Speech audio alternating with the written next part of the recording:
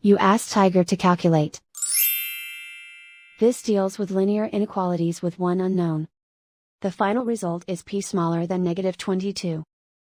Let's solve it step by step. Swap sides.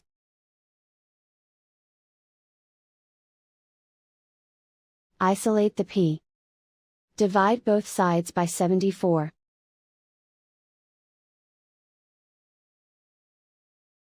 Simplify the fraction.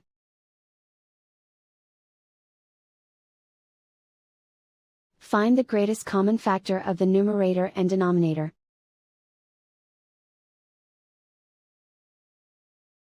Factor out and cancel the greatest common factor.